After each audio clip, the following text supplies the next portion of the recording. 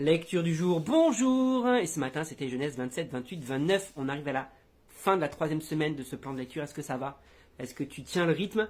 J'aimerais te dire que si tu tiens pas le rythme, c'est pas grave. Continue malgré tout. Même si tu as pris du retard, continue, persévère, parce que l'essentiel, c'est de lire la Bible.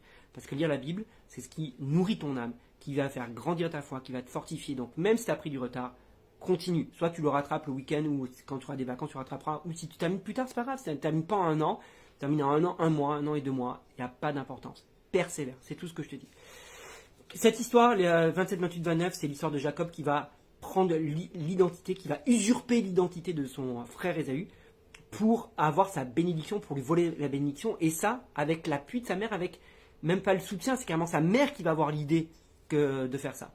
Et je suis toujours en réflexion dubitative sur cette histoire-là, parce que les conséquences vont être assez catastrophiques au final. C'est vrai qu'il va avoir la bénédiction de son père, mais son frère va vouloir le tuer, va le prendre en haine, il va être obligé de fuir, et au final, quand il arrive chez son oncle Laban va lui faire à l'envers aussi, parce qu'au moment de se marier, au lieu de lui donner la femme qu'il aime, il va lui donner sa sœur.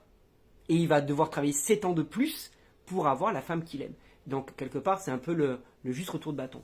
Et plus je réfléchis sur cette histoire, plus je me dis, mais c'est vrai qu'il a usé de violence, il a usé de ruse, il a usé de tout un tas de choses pour obtenir la bénédiction. Mais est-ce qu'il faut vraiment passer par là pour être béni? Est-ce que s'il n'avait pas volé l'identité de son frère, s'il n'avait pas usurpé l'identité pour lui voler les bénédictions, est-ce que Dieu l'aurait quand même béni?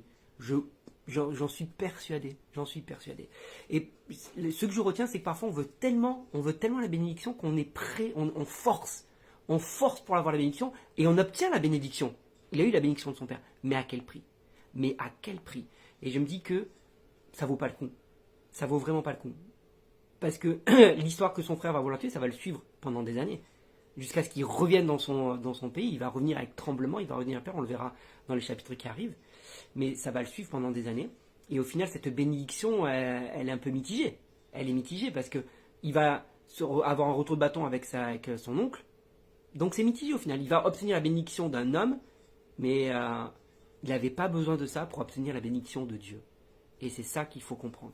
C'est que parfois on va absolument la bénédiction des hommes, mais celle qu'on doit rechercher, c'est vraiment la bénédiction de Dieu. Et ça, on n'a pas besoin de forcer. Parce que si Dieu a décidé de te bénir, il te bénira. Tu n'as pas besoin de voler, de mentir, de tromper pour obtenir la bénédiction.